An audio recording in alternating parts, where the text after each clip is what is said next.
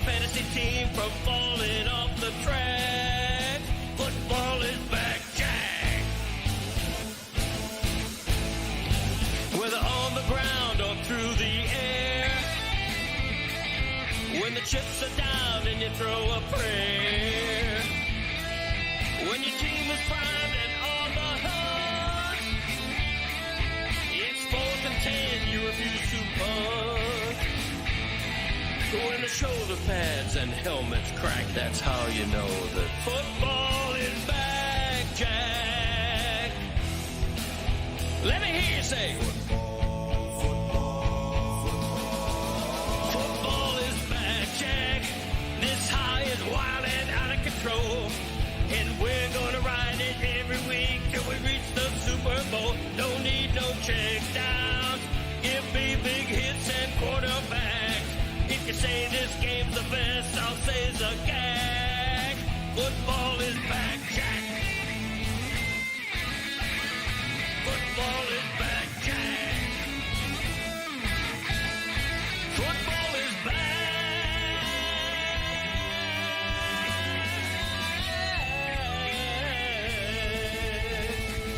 Football is back, Jack. No one wants to work today? What is it? Look at this crew. What is this crew today? It's light. Look, I mean, Thank you. this group's never worked together yet. This one's true. We got Amin and Greg here, and on the other side, it's Chris and Roy and Jeremy. Hey. Good morning. Yeah, that's right. Jeremy's very excited because he feels like it's going to be a lot more opportunities for him to talk about the things he wants to talk about that nobody else wants to hear about. Glee? Right. There's something Glee related. We're not don't even You're not going to lead with Glee? We're not. But there's something Glee related he's been trying to get to for like a week now. It's true. It ain't right now. All right. It ain't right now. I just threw that one out. What did my dad just write down is what I'm wondering. Notes. Notes, man. Was that about Glee? Like Jeremy No, I'm wants doing to prep talk work. Glee? Oh, You wow. know, I'm Prepping it. That's damn right. Prepping it. That kind of thing. So, look, So not Glee then. I got to start by telling you, a week ago today, I sat in your chair right there, Amin, and I said these NBA playoffs are a dud. You fool. It was a week ago today, all right? And so now I got to be fair. I got to be honest. NBA playoffs have been very, very good. Slow start. Now, you know, the Western Conference, you know, you have one that's on the verge of a sweep and the others can all end in 5. So they may actually all be short series out West, but we got a lot of stories. And we got series that are upside down, like Orlando, Detroit, New York, Atlanta. I got to be the first one to put my hands up. I was dead wrong about these playoffs. You said it, and I was like, what are you talking about? Even last week, I was like, what are you talking about? We had a couple of blowouts, but we had a couple of good games, Well, I too. said it after 2 days, and after the first 2 days, 7 of 8 games were double figures. I mean, but it was. But I judged too early. It was good games, and that's what happens. By the way, the playoffs is all this. It's an ebb and flow of like you. Everyone always thinks you win, you're never going to lose again, and you lose, you're never going to win another game again. Well, that's my favorite part about the I don't think the Stanley Cup playoffs are like that. It really feels like the hockey fan knows it's a war of attrition. And in the NBA, I feel like one team wins and it's a total disaster. I mean, after the Knicks lost, was it game 1 that the Knicks lost? No, they lost 2 and 3. Okay, after the Knicks lost game 2, Nick fan was already talking about you got to trade Karl Anthony Towns. it's one game. And now that series is tied 2-2, and it's like, yeah, the Knicks are going to win the series, you know, because winning winning a playoff series is hard, and you're going to lose games. Right. I feel like it doesn't happen in the Stanley Cup playoffs. I feel like the fan is a lot more mature, or at least able to handle the swings of a playoff series. I have a different answer. You don't have as many casuals in hockey because there are not that many fans. Yeah, maybe you're right. Mm-hmm. Like basketball invites a bunch of casuals who watch, and also there are a lot of people who watch basketball as if they're watching football or as if they're watching college basketball, meaning single elimination. So that one game means everything. And that's how they're programmed, whereas like NBA basketball, it's the best of 7 series. Hockey, if you watch hockey, you watch the NHL. What else are you watching? You're not watching. Right, if you're a huge hockey fan, hockey is usually your favorite sport. Absolutely. You could be a huge basketball fan, and it could definitely not be your favorite sport. I look for interesting storylines in both. In hockey, I love that the Buffalo Sabres are kicking Boston's ass. Buffalo could win a championship in hockey finally after 55 years before the Buffalo Bills win a Super Bowl, which I think would be delightful.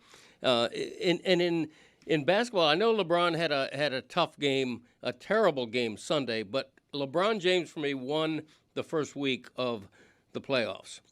The way he played, the way he lifted the Lakers to a 3-0 lead, I think was the story of the early playoffs. And Wemby getting concussed and then finally coming back, that's something that even the casual fan pays attention to because Wemby is just outrageous to watch. I love watching him so much. You mentioned the Buffalo Sabres. I don't know what I'm doing with this Buffalo team, whereas usually like I have cities that I hate, like New York, Boston. I've always hated the Bills, but I like the Buffalo Sabres. I mean, obviously it's because they've stunk for so long, but I don't know. Like, I feel weird enjoying something happening in Buffalo, but I am. I totally agree with you. I think the Sabres are the feel-good story of the playoffs, even encompassing basketball. I mean, not only have they never won a Stanley Cup, they've only been to the final twice in 1975 and 1999. And they lost 99 in a heartbreaking fashion. Right. No goal. So every quarter century, they're due to make the final, and this could be their quarter century. Is Dominik Hasek still playing for the Sabres? He is. No. I didn't think you knew, but he is. I wasn't sure you were going to remember that he's their goalie.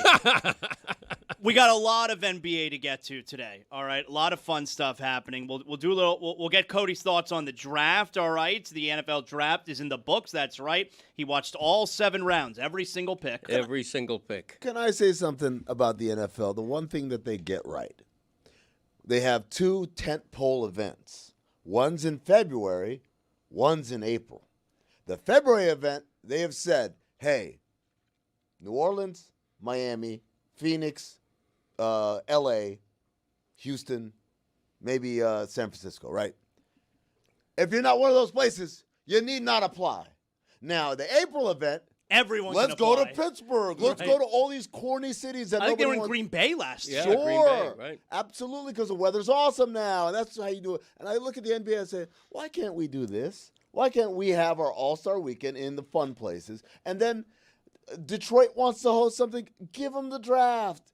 Give Minnesota the draft. You get to have your whole event. But the other thing that struck me as amazing about the NFL draft, which I did not watch a single second of, not even on accident. You didn't watch our draft watch on Thursday night? We did a Nope. great show. I didn't watch either. I was watching the Sabres game. We did a good show. You were here, Roy. I was literally watching the Sabres game on my laptop. It's staggering to me that many people would come out to stand in a massive parking lot. They said there were 300,000 people. I believe it. But It looked like Lollapalooza. But to listen to names just get read. I know. It's crazy. Like that's It seems miserable to just stand there. Just stand there. And Next, by the way, you know it's a sausage party, all right? Of so you're course. squeezed up against a bunch of other dudes. And they were there for all 3 days. The 3-day attendance supposedly was 805,000 people watching names being called, names they've never heard of after the first round. If you're cheering for the guy that your team picked with the 214th pick in the 6th round, you're lying. You're giving your team the benefit of the doubt. You've never heard of that guy, never seen him play. Can I tell you my favorite part? You're saying what the NFL does right compared to what the NBA does right. I'm going to give you another part that the NFL does right that the NBA can't seem to get right. And I think I know the answer why the NBA can't get it right. kill players. What? So at the NBA draft, you got trades that are made. Yeah. And the players, the trades can't become official. So all the players are wearing the hat of a team that had them 3 trades ago. And in the NFL, they make a trade. They push that shit right through. A trade happens. All right, we got a trade. This team now has this pick. This team has this pick. Everybody puts on the right hat. Yep. Why can't the NBA get that right? Because they're lawyers, man. Lawyers say, it's not consummated, you can't do it. Why is it okay for the NFL? I don't know. They don't have lawyers, I guess. 2 teams get together. They say we're trading picks. The commissioner says, all right, done Yeah. deal. There In the you go. NBA, takes 3 weeks. Because a lot of times it's, hey, this deal is contingent on July 1 happening and the new salaries kicking in. Because you're not just trading players. You got to make salaries match. So the trade cannot be official. But here's a little secret.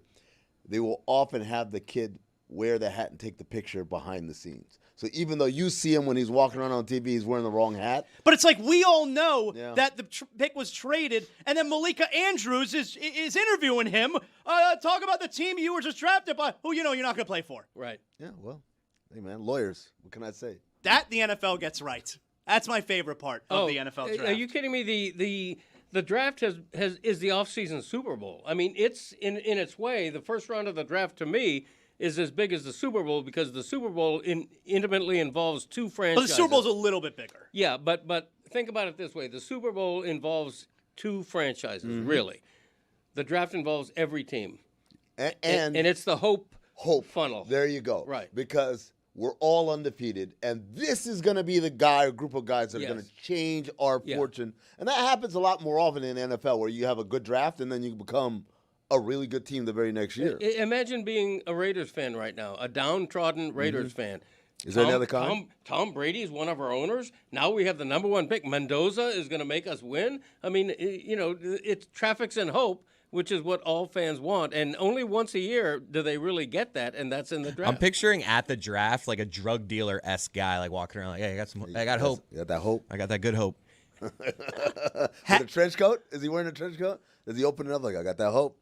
Has everyone calmed down about the Dolphins' first round? Yes. Yeah? Oh, yeah. Because I haven't. I have. I feel like our show was way too extreme on that. Yeah, I know I was a part of that. we had our expert. I feel like our expert, Brooks Austin, like just saying before the draft that this is the one guy I'm out on. I feel like that just gave us the on-ramp. I'm not saying that some people aren't criticizing the pick. There were some offensive linemen still I available. mean, Saban contributed too. Yes, but even in that Saban clip, he's saying it's manageable. I don't know. I just think talking to other Dolphins fans, leaving our bubble, I do feel like we were a little hard on the pick. I could not agree more. I think Le Batard went overboard. I went overboard because I wanted them to take Ruben Bain. And I still think, even though Bain didn't go until 15, I still think Ruben Bain would have been a good pick for the Dolphins. But, yeah, in a column I wrote online yesterday in today's print for the Miami Herald, I basically apologized. I basically said... What? No, You apologized. Yeah, and I do that occasionally. In print. Yeah, I still think, they should have traded Marino back in 90, whatever. But for this, I apologize because I overreacted, like most fans, against Proctor because he wasn't Bain. And when I look at it now, anecdotal evidence, Mel Kiper Jr., Mr. Mock, had him going 12th, exactly where he went. So Kiper thought it was a good pick. He graded the Dolphins draft a B, as in above average. I think Caden Proctor is going to be a great offensive lineman, and whether it's at right tackle or right guard, I think he's going to be a real pillar for that offensive line. I don't take back the way that I felt on Thursday night about the pick because I think now look, I have no idea if Caden Proctor is going to be any good. I hope he is good, but I still think my overall point stands where this is a pick. It seems very boom or bust. Like he may be incredible because he has the talent, but it's the work ethic, It's those questions. It's the weight, that kind of deal. I mean, Nick Saban called him a guy who does not motivate himself. And my overall point is not whether or not he's going to be a great player or not. Don't touch him, but, Mike. But it's if you're a brand new regime, I don't want the very first draft pick you make, which we want to look back and say, this guy was the foundation. This was the first guy that we said, hey, you are our very first building block. I don't want that guy to have any questions. And the way the Lions took Penei Sewell a few years ago, it was like the first pick for that or like that regime, and they turned like that. He's a stud. No-brainer. He was a no-brainer. I don't want that guy to have questions, and I definitely don't want the overriding question to be, does he have good work ethic? I know, but here's the thing. Everybody has a question, and that starts at the top. A lot of people think that Mendoza is just the best quarterback in a bad quarterback draft. I don't think anybody thinks he's going to be the next Brady. Ruben Bain has the whole short arm thing, where in the NFL this matters a lot. His arm span is 2-3 inches shorter than average, and that's a big deal to some people. So I think whoever you draft, no matter where, there's going to be some question about him. Caden Proctor, is a physical specimen who's quick for his size. He's quick coming out of his stance, which is huge. And to me, you can teach motivation a little bit. If he was overweight in college or whatever, if I'm the new Dolphin regime, if I'm Jeff Hafley, I'm going to coach that out of him. This guy's going to be a worker. And that's the way you have to think. If he's perfect, he probably goes top 5 instead of 12. If you didn't see the clip that I'm referencing from Thursday, this was Nick Saban. Here is Saban talking about Caden Proctor. Of course, he recruited and coached his freshman year. Now, the issue with him is he's not a bad person. He'll do whatever you ask him to do once you get him in the building. But when he's not in the building, he might get a little overweight. He might not come in the best shape. And those are the kind of things you got to manage with him. But I think they're manageable. In other words, he's not really a self-starter that's going to go out there and, get in great shape and come to camp like you want him. But if you can get him to come to camp, if you got him there and get him ready to go. I feel like it's worth noting that Saban only had this guy for 1 year when he was 18 years old. Not even 18 because he's still 20. Well, but I'd also like to point out to that effect, because I saw that, being said over the weekend, and obviously that's a fair point. Let's not pretend like Saban is not around there in Tuscaloosa. He still lives there. So, he's there. He's still really connected to the program. So, to Greg's point of, can you teach motivation? A lot of times when you go to pre-draft, you're asking these questions. You want to know what kind of player the guy is. Not so much like, we only want guys like this. It's just I need to know how do I need to coach you. There's some guys that are self-starters, self-motivated. I don't have to say much. There are other guys, I got to be on their ass. But I know that if I'm on his ass and he performs, then that's fine. I just need to know that going in. And I think that's what a lot of this is about. But I do want to point out something else from that video. The guys in the background, if we play that video again of Saban talking, take a look at the guys in the background. But over there, these guys right here, MVPs. Play it. Hit it. Now, the issue with him is he's not a bad person. He'll do whatever you ask him to do once you get him in the building. But when he's not in the building, he might get a little overweight. He might not come in the best shape. They know where they are. The kind of things you got to manage with him. But I think they're manageable. Keep looking. Keep looking. I know it's a little smaller now. For the audio audience, the construction workers over Nick Saban's shoulder here, it looked like one of them did the Ronaldo soccer celebration, and the other one is doing some type of celebration. They're putting on a show, baby. They know there's a TV on, and there's a TV camera on, and they're like, hey, man, we got to perform. This is our one chance. So you now seeing, Greg, the entire Dolphins draft. I will tell, and I'll tell you, by the way, I didn't like what happened in the first round. I didn't even like the way they went about acquiring Chris Johnson at the end of the first round. I didn't like the idea of giving up a third-round pick to move up those 3 spots. I will tell you, the other picks, as far as positions that they addressed, I thought they did a really nice job. They did. They had 13 picks, the most in the league. They covered 8 different positions of need. And believe me, the Dolphins led the league in positions of need. And they did that with 8 different positions taken care of, or at least with 2 or 3 picks in each. So Chris Johnson, I think, is a great lower first-round pick. He would have been a first-round pick without question if he wasn't coming off ACL surgery, which you have to figure the Dolphins vetted that and think he's fully recovered or will be by camp. One more thing about Caden Proctor. You alluded to it, 20 years old. He's going to be 21 in June. Really young to enter the NFL. That's a plus, though. It's really young. That's a plus because nowadays sometimes you're drafting a 24-year-old. I think it's a real plus that he's still so young, which means he's more of a gigantic piece of clay that you can shape a little bit, mentally and physically. I just think, and Kuiper had him 12th. I had picked Francis Maui Noah to go 11th to the Dolphins. So I wanted them to draft an offensive lineman. And I think if Maui Noah was there at 12, maybe they would have taken him instead of traded down 1 to get Proctor. I don't know. I'm giving myself the benefit of the doubt on that. Oh, okay. The only head scratcher outside of Proctor, which in hindsight, I'm not calling it a head scratcher. I'm calling it slightly questionable, not a head scratcher. The only other head scratcher was in the 3rd round taking a tight end that they're like, this guy only blocks. Like Julian Hill 2.0. Outside of that, I love the linebackers they got. Jacob Rodriguez If we could throw that photo up there. I like that dude. Right. I don't know. I look at him. That's That guy not- looks like he's going to be a good player. That's not a current photo. Yeah. That's Yes. an all-time neck right there. Yeah. All-time Look at neck. that thing. He's got Hall a of Fame great neck. stash. Oh. And No, Zach that's- Thomas is a mentor of his. I'm in. That's that's- a great linebacker just based off the photo. Yeah. Just based off the width of his neck. He's going to be good. I can could tell. look at that neck all day, but that was not a need for the Dolphins. If the Dolphins had any strength going into this draft, it was kind of linebacker. They had 2 solid ones. Yeah. So I just like best player available, as opposed to let me take a corner because we need corners. What are you laughing at? I could look at that neck all day. Oh, that's it? Okay, I could. I stand by that. It's a good neck. Put that neck up there again. The all-day neck. Let him see that. Let him drink it in. Yeah, it's a Pro Bowl neck. It's not just wide. And we don't get a lot of Rodriguez's either. I like it. It's also long, dude. It's Thank you. Like, his head is so much higher than his shoulder. I know. So's mine. Are you? I'm excited. He does have a long neck. Yeah, man. Like a bottle of beer, that guy. It's a little Trubisky-esque, no? That's a strong neck right there. Right? It's just- Like that guy can sustain a hit. He's going to be all right. So that was the Dolphins draft this weekend.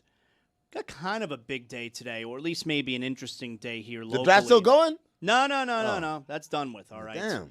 But we're looking ahead to another draft now. Right across the street at 1 p.m. Eastern time today is Pat Riley's annual season-ending press conference. Amin, you're going to walk on over there. Oh, will you Uber? You'll walk. You know what? I believe in the environment, so I'm going to Waymo over there. Okay. Get your steps in. So Amin is going to Waymo across the street to Kaseya Center, 1 p.m. Eastern today at Pat Riley's season-ending press conference. Are you the type, like, will you ask any questions? No, I'm a listener. It's got to be something egregious, or I've got to be working on something. So I asked Adam Silver a question in a press conference at All-Star Weekend. This past All-Star. Yeah. What'd you 'cause ask? I asked him, because I knew if I kind of said anything with aspiration or Clippers in it, he said, well, the investigation's still going on. So what I asked was, to what degree are you beholden to the collective bargaining agreement in terms of meting out punishment? Meaning, are there any tools that you can use that allow you to go above and beyond? And he was like, no, strictly the collective bargaining agreement. But then a bunch of people told me afterwards, that's not totally true. Yeah, he he's can do more. he's He full can of shit. absolutely do more. He's full of But yeah, so obviously, it depends on what Pat says. If he says something that is salacious in some way, I might have to ask a question. But for the most part, the questions are the questions. Everyone knows what are the main questions that everyone wants to ask. So someone's got the Greg Cody's of the world, Ira Windermans. They're going to ask the question. I don't need to ask the question. If you now you're still debating whether or not you're going to go, right, Greg? I think I will. I mean, Whether you That doesn't. You sounded like you weren't before the show. He's debating. I didn't know. And sometimes we don't get out of here until. He's going to see how he one. feels. If I can let people in behind the curtain, Greg basically was like, "I'll go if I feel like he might retire." Well, no. Here's the thing. If it's okay, I'm not scheduled to write a column today. If news comes out of this, I would write it. God knows if he suddenly retires, obviously I'm going to write it. If he says something newsworthy, I might write a column that I'm not scheduled to write. But if it's just, we got to be better. Yeah. If that's the whole theme, it's not newsworthy to me. Greg, can I be completely honest? Yeah. The reason I'm going is if this is the day he retires. You think that's actually I'm possible? sorry, what? That's not going to happen. I hadn't consideed this at all. I'm just saying, man. You're telling me that in less than 4 hours, my entire life could change?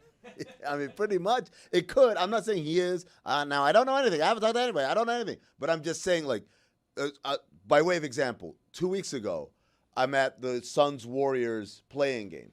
And that's the game. Remember I said on the show, I said it was like the 27 Yankees of reporters there. Marcus Thompson and Kawakami and Wright Thompson and Jay Adande. And Wright's there because he's doing I believe, a profile on Steve Kerr. Marcus and Tim Kawakami, although they're big deals, they're still kind of Warriors guys, as is Slater and all these other guys. So I asked Adante, wait, why are you here? And Jay said, if this is the end, I wanted to be in that room and hear those guys talk. And by the way, they all absolutely spoke like this is the end. So I walked away from that press conference thinking to myself, oh, my God. First of all, Raymond Ritter let him talk. Each guy went about 20, 25 minutes, which you never see in a post-game presser. So with that in mind. You want to put a percentage on it? No, I don't, because it's not my prediction. It's just there's a chance it could happen, and if that chance happens and I'm in town, I want to be in that room. Well, with you saying that, and I think it's an incredibly slim chance that it happens. Sure. But it is a little bit weird that it's been kind of a story online over the last couple of days. Who's in charge of the Miami Heat? That's not real. What's not real? That story that you're saying, that's not real. What do you mean? That was someone basically either misquoted or just fabricated. Oh, I understand, but for whatever the reason is, because it was misquoted or fabricated or whatever, it's been like a thing that's been talked about over the last couple of days. Who is actually in charge of the Miami Heat? I don't think there's any question who's in charge, but the idea, yeah, Nick Harrison. I think the part that people are confused about, or some people didn't realize over these last couple of days, is that Nick Harrison is the boss, okay? Yeah. Like, he is the boss, and he's been the boss for a rather long time now. But because the Harrisons never talk, right? It's something. Wait, what are you talking? Pat Riley's not in charge? No, like the CEO of the team is in charge. So to that point though, about Pat Riley and Pat always been a very blunt, direct guy, right? Will tell people what it is, players. We'll have these press conferences. You guys remember, you want to tweet something, tweet that, and hit the table. That was in one of these season-ending press conferences. I was having this conversation actually last night.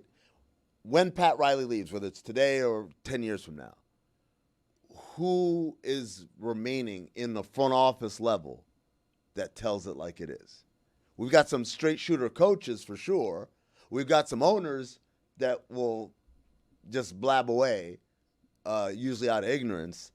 But in terms of front office people, it's all of these kid gloves kind of guys all across the league. Like, Pat's the last of the Mohicans in that way. And so I was just trying to think, like, who is it? Who's that guy? And I don't know. And for people who think Eric Spoelstra is going to be that guy, Eric Spoelstra is not transitioning to the only front office the way Brad Stevens did. Certainly not while he's head coach of USA Basketball. Right. I mean, I think that's the eventual succession plan. But it's not soon. But it's not. Yeah, it's Right. not now. I could see that happening, though. Yeah, I think it will happen, but it's not soon. Right. I hope Riley, and I do give him credit for being blunt and honest. I hope he sets a tone that I'm embarrassed by 4 straight years in the play-in.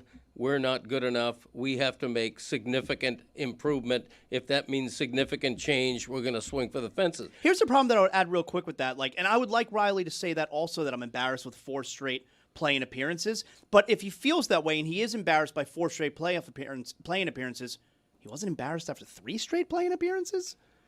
Because he didn't have that attitude a year ago. I can tell you what that was in the press conference, like what their arguments were. Their argument was the first year they made the finals. The second year, Jimmy got hurt in the play-in and their entire team was hurt. And then last year, Jimmy tanked the season. So this year, So we're going to go the excuse route. Well, I'm telling you what the press conferences were the last 3 years. Each of those years, one of them they went to the finals. The other 2 they found legitimate, in their minds, legitimate excuses for why that was the case. Now, going into this year, they revamped so much of what they were doing offensively. They thought things were going to go a certain direction. I think they thought they were going to get Giannis at the deadline. And now we end up in this situation, and you're looking at a conglomerate of 4 years that, looking back, look different in that rear view. When you look at the way the last playoffs ended for Miami, I don't think there's any excuse for being blown up by 40 and 50 points in a playoff game. If that doesn't slap you in the face and say we're not good enough to compete in an improved East, we need to make significant change. That's why they swung hard for Giannis and might still get him this summer. Who knows? But they need to. They have some nice pieces. They have a couple of all-stars. Bam's great. But collectively, they're not good enough. And they got so much better on offense at the expense of defense. They weren't a complete team. I think that we guys doing this argument again where the assumption when you say that is that they had a chance to get better, and they're like, no, we're fine. The only argument to be made is, do you press the red button? That's the only legitimate fan argument there is. hey, it's time to hit the red button, blow it all up, win 12 games next year, build all the way up. The same as the panic button for those wondering. Yeah, the red button. It's the red button. The red button is never a positive. Everyone understands that. The nuclear option. But I just feel like I thought more commonly said is the panic button. No, it's the red button. But the panic button's always red. I think panic is said. Everyone knows. Put it on the poll, Juju. Yes. Does everyone know that the red button is the panic button? So that's the only argument. But whenever people say, I can't believe they didn't get a superstar, I'm like, yeah, no, of course they wanted to. They tried.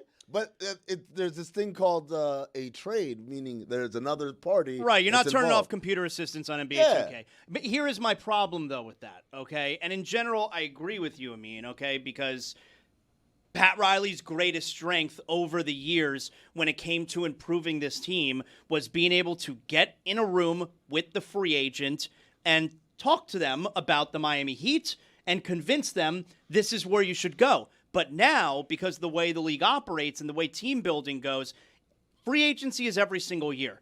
Trades are how to acquire players. Big stars don't hit free agency anymore. And so now, being able to convince a player to come to Miami is not everything. It's one thing. The other thing is convincing the team they currently play for to trade him to you. So that's been a huge detriment to what always worked for Pat Riley over the years. But my main problem with the Heat and not being able to pull off trades over the last few years, and this has essentially always been the Heat's attitude, they're really stubborn when it comes to stuff like this. And what I mean by that is they don't make trades unless it's on their terms. It's like, this is what we're willing to offer. We will not go any further, all right? Like, it's almost like they don't want... It can only hurt you, the trade. It will not hurt us. Like, sometimes it's okay for both teams to feel good about the trade. And I feel like the Heat are always, no. This is the price.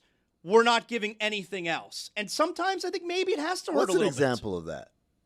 Any of these deals that haven't happened over the last years. This is the offer, you know? And you see these other smaller moves that are being made. I know we always like to go back to the Pacers and Pascal Siakam and those kind of Right. smaller moves, you know. But maybe I'm wrong with this assumption. Maybe I am. But it does strike me as this is our offer. This is what we think the player is worth. We're not going above this. And I think sometimes maybe it's okay to go above that if you really want to get the guy. I think a large reality that everybody has to deal with is that whatever Heat culture means, part of that is we ain't going to tank. We're not going to join the tank battalion.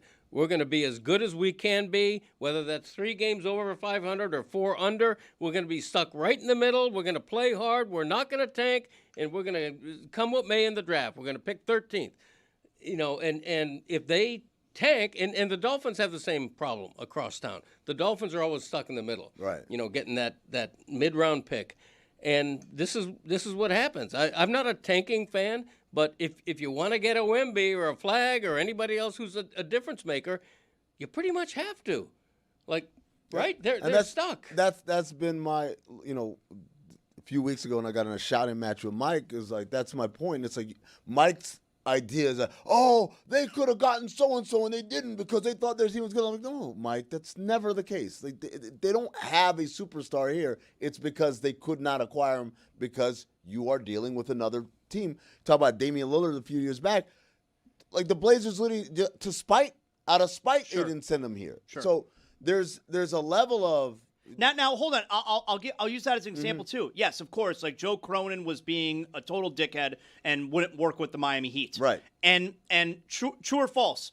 As a result of that, the Heat essentially were sitting back and waiting instead of maybe being aggressive and reaching out. Like, hey, we'll do this. We'll do this. We'll do this. It was like, if he doesn't want to talk to us, I guess there's nothing we could do. No, but I mean, I think they did that, and he wouldn't talk to him. Okay. Because whether it was ownership or him or whoever was the case, they felt that there was some sort of manipulation happening to get Dame here, and as a result, they wouldn't even entertain it. And they just searched high and low for any other deal.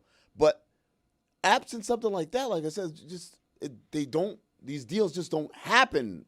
Like, there's zillions of trades I know it's that hard. are discussed every season that never go anywhere and never get leaked or anything because that's this game. The only thing you can criticize them for is not hitting the red button. That it's a red button. And then that is because they philosophically refuse to tank, right?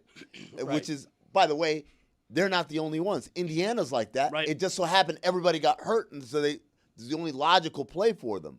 But this idea that somehow, Anthony Edwards was available in the Heat, we're like, I don't know. Like, I really like Khalil Ware. That's not happening. That's not happening. If you don't think they want Giannis, and that's the other part.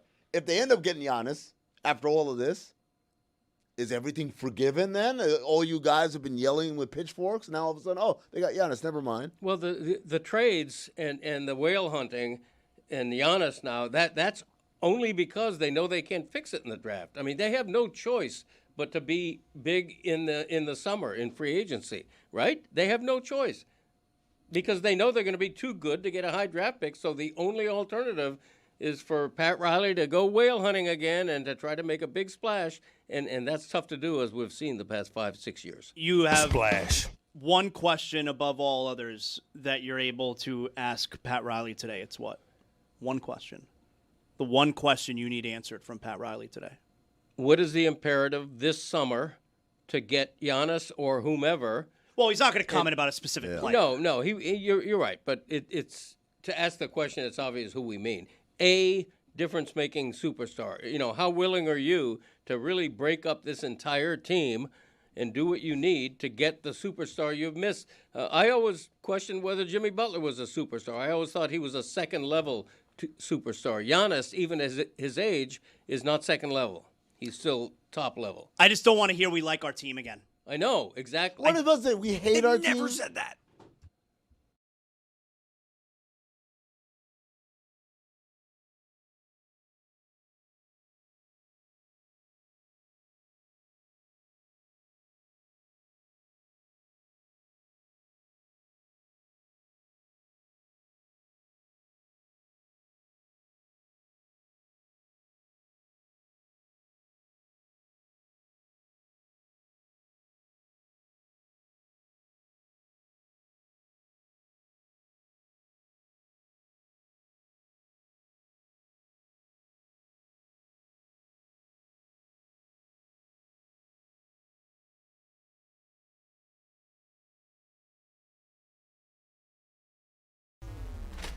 The press box has changed.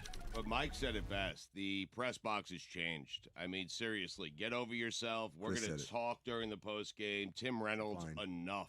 I mean, enough. I mean, seriously. you just got to know when You're the not Dan allowed to cheer in the press box. Did you know that? Well, I did. They were cheering for Will Manso. I think that's allowed. And Goldie. If the Dan Lebatard show comes to a hockey press box, hilarity is going to ensue. Yeah. They're going to yell at Will Manso for 7 minutes, and you're probably going to have to go to a stairwell to write, man. If it was 7 minutes, I'd get it. It was is what 7 it is. seconds. Exactly. I mean, David, everyone else was saying hi. They were enjoying the show. They were laughing at us. But one guy is still clutching on to his newspaper deadline. I'm a little and it's disappointed. Tim Reynolds. And is he your demographics, too? I don't know. I happen to like Tim a lot, and Enough of him. I imagine this was going to be like E.J. Raddick or something, but that's just a bad look for Tim Reynolds. Listen, I went up to him afterwards. This was the best part. Stugotz is like, I've known Tim for years. I'm going to go fix this. He walked to Tim and walked right back very quickly. Yep. It was a very quick interaction. Well, he was writing. Okay? He's on deadline. It's enough of the deadline. It's a We're on deadline. I got to get home. I feel like playoff hockey. I got to get home. I mean, yeah, we're on deadline too. We got to get that post game out. It is a working press box. Tim Reynolds is a journalist who's trying to write, and Stugotz is back there. Hey, Will Manso! That was Chris and Goldie. Don't leave out Goldie. We're on deadline too. They're going to kick us out of that press box a lot sooner than they'll kick out Tim Reynolds, who's just typing away. Those writers had their game stories done before the end of the Precisely. Yeah, a good writer, right? What happened no. there? I apologize to him. I've known Tim for decades. I mean, Cody was done. He was out of there. I mean, What was that interaction like, Stugotz? Take us behind the scenes. You walk up to him, you say what, he says what. I said, Tim, I apologize. That's on me. I should know better. Not Chris, okay? I should know better. I've been in press boxes before. I know you have a deadline. I apologize. And he said, that's fine. Just try to keep it down. That is way too long. That was way much too longer long. than the actual on conversation. deadline. I always extend it a little Can we bit. call, I mean, you guys can we know that. call Tim Reynolds and just ask him about what the Don't, interaction was no, like? no. Greg Cody's Back in My Day. Seeds.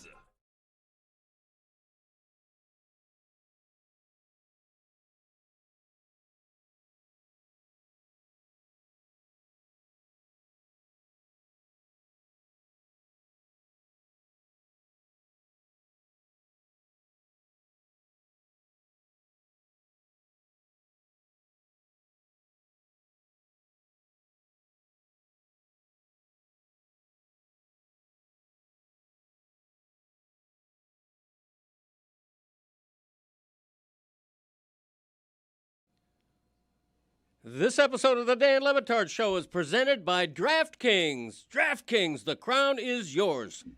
Excellent enthusiasm, Greg. Thank you. Really good. And I really believe every minute of it.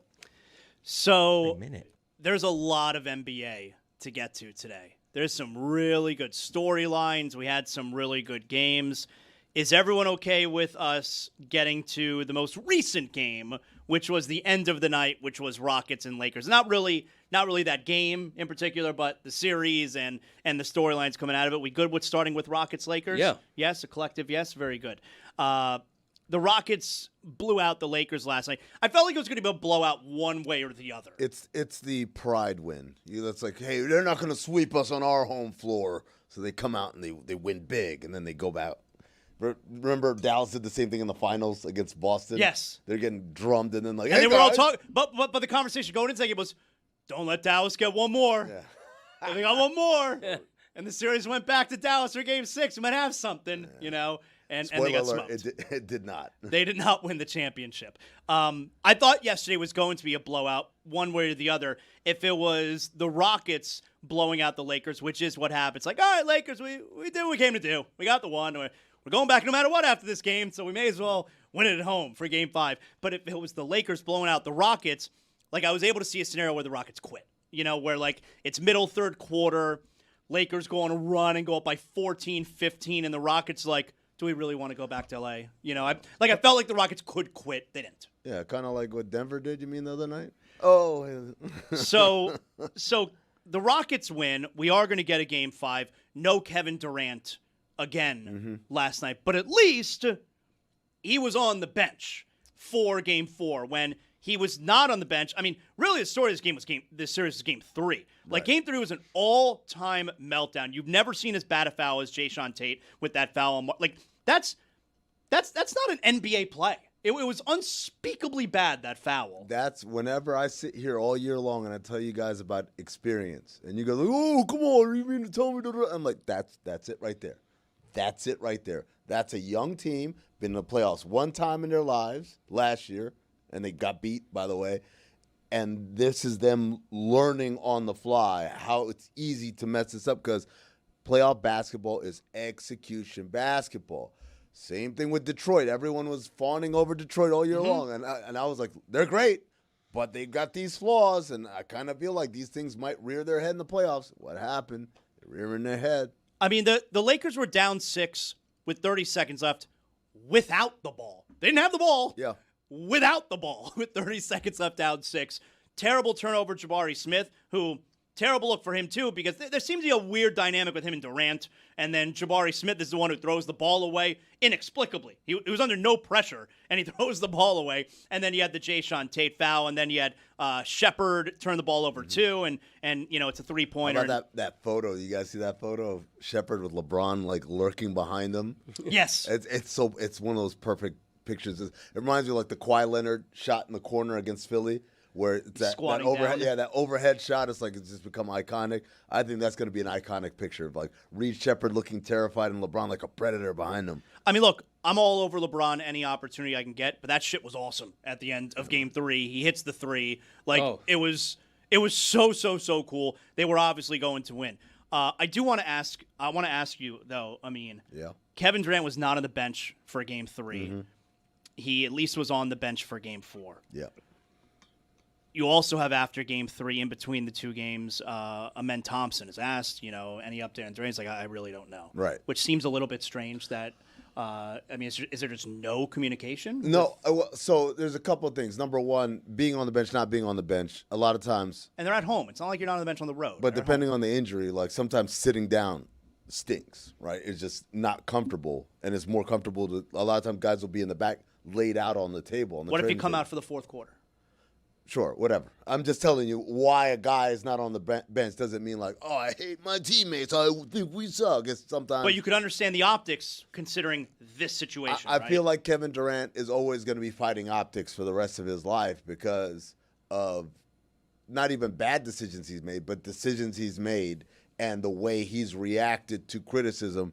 It's always going to be optics with him regardless of what he does. So that's one. Two, the rehab it's not like they rehab here and we're practicing and going to the shoot around here. Rehab is often the team's on the court, I'm in the training room, and then vice versa. And so especially in a playoff scenario, those guys don't want to be thinking about anything other than our game plan. And when you got a great player who's hurt, you need everyone else to be of the mindset, we can't be waiting on him to come back. So we're double and tripling down on what we're prepping for here. When's Kevin? Kevin, are you feeling better? You can't be like that. Yeah, but if the Spurs were asked over the last couple of days, they're going to give you something on Wembanyama, right? Like, hey, how's Wemby doing? They're probably not going to say, I got no idea. No, right. It's different because, like, concussion protocol isn't rehab. Concussion protocol is day one. You got to sit your ass right there and not do anything. Day two, we're gonna have you on the bike or whatever. Like there's a definite step through the process, and also, like it's not like a physical injury rehab, which is a different scenario. I just think that with the Spurs, your guy is coming back. You know he's coming back, and so hey, we do what we do until he comes back. Whereas in the case of the Rockets, I don't know if people realize how serious that injury was. He wasn't supposed to play in Game 2. He forced it because he was worried. I mean, that dude plays. He worried about the optics, I think. And he comes back and it made it worse, to be honest with you. So I think there's just a different thing. But it's like if this were any other player, we wouldn't be having this conversation. But the Lakers are missing Luka as well, and they don't know when he's going to be back. To me, that's sort of comparable talent missing from each team, and that's why I give the Lakers a lot of credit. That they were a higher seed by one game, but I think they were the betting underdog. And teams up 3-0 and even 3-1 don't often lose. Yeah, like 3-0 never loses. Like the Lakers still look like they're going to advance to me, and that's remarkable without Luka. Absolutely, but I think the difference is nobody's asking LeBron or any of the or DeAndre Ayton, hey, how's Luka doing? Does anything about Luka? They probably wouldn't know either. Well, that's because he's ruled out. He's hurt. Mm-hmm. But Durant was questionable though. That's why he's asked. To me, like all that language is just ridiculous. But that means there's a chance. At least that's what you're telling the media is. There's a chance he's going to play. Right. So there's a chance he's going to play. You're trying to find out from the other players. Dude, is there a chance he's going to play? Yeah. Like Doncic, we know is not playing. So that's why he doesn't get asked. I know, but it's still a question of how soon is he going to be back, right? Like I don't think he's played since April 2nd. He's been out almost a month. It's been out a few weeks. Yeah. That's a long time. Yeah. And so.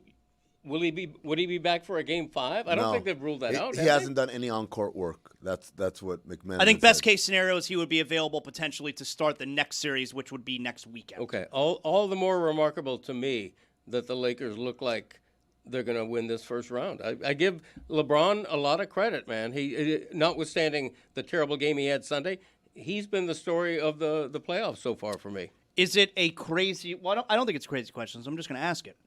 Who has a better chance of returning to the Rockets next season? That's a crazy question. Kevin Durant or Ime Udoka? Better chance of returning.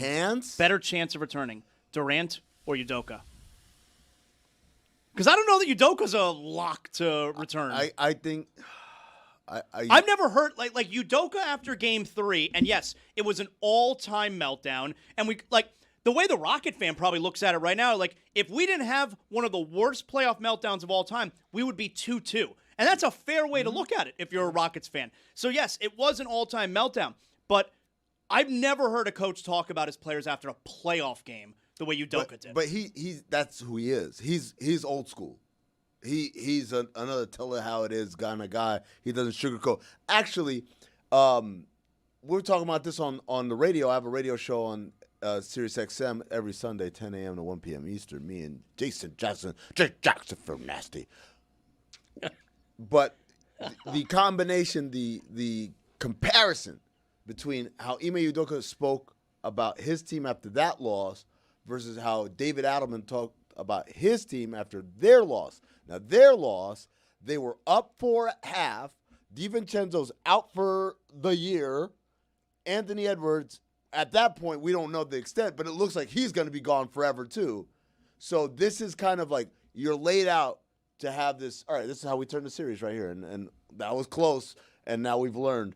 And instead, they get blown out by Ayo Dosunmu and Rudy Gobert. And so David Adelman comes out in his press conference, and they asked him, the Denver media were really blunt. They were like, why'd you guys quit in the second half? And David Adelman keeps talking about, I thought we played really hard tonight, and we had a great first half, and there's a lot to learn from it. And he just kept talking about the first half, and he said, turnovers. Said, well, we only had 10 turnovers, so I think that's actually really good. He had 10 turnovers. 9 of them were in the second half. So I'm like, wait, what are you doing? He's like living in this alternate reality where it wasn't that bad of a loss. Whereas Ime Udoka's like, well, he said something like, well, hey, being young is not an excuse anymore. It's something along those lines. Basically, the experience. He said, I don't know if we're inexperienced or we're scared out there. So, like, you tell me what you'd rather have from your coach. A sugarcoating kind of. I'm not saying one way or the other is better. I'm just saying I've never heard a coach talk the way Udoka did about his players after a playoff game. I'm just acknowledging I have never heard. They need to grow up, man. I'm with them. They need to grow up. So which is it? Who has a better chance of returning? Durant or Udoka? Because I feel like they would totally. I'm sorry. We're reading body language, we're reading things that guys are saying, and we're certainly not there. But it does feel like that locker room doesn't like Durant. It feels like there is something rotten going on there. I don't know where people get this from. Are you being serious? Yes, I'm being serious because my whole thing is this. This is all starting from a unsubstantiated story that he had a burner that people just ran with like as truth, and now every time a guy walks by like, oh, they didn't hug, man. I think there might be something going on. Oh, do you see how he looked when Jabari turned it over? He doesn't like. I'm like, no, it's just these are the regular disappointments or interactions. It's like, yes, you're right. It's a lot of connecting dots. Yeah. It's a lot of circumstantial evidence. You got the Durant burner thing, and guess what? Since then, he doesn't tweet anymore the way that he did. Okay, circumstantial evidence. You got the comments about Jabari Smith on the burner, and then Jabari Smith a couple days ago kind of critical about Durant, which is really weird for a really young player to speak about a legendary player the way that he was there. Circumstantial nonetheless. Durant not on the bench in Game 3. It's a little weird, but again, circumstantial. Like it's and based on recent history too, it's a lot. You're right. It's a lot of connecting dots and us trying to build a story that we don't know for sure is there. And the seed, the poisonous seed from which this tree grew is an unsubstantiated story. This isn't like The Athletic did a massive deep dive on it, and now we can see these circumstances and say they kind of do start to paint a picture. But we're literally taking random plot points and looking at it and saying, if I squint, I could find a problem there. You're right. You're right. People are looking for reasons not to like Durant. I think that's been the case a lot of his career. Lean back. He's polarizing for and I'm not entirely sure why, but he's been polarizing his whole career. Well, I know why. I know because he's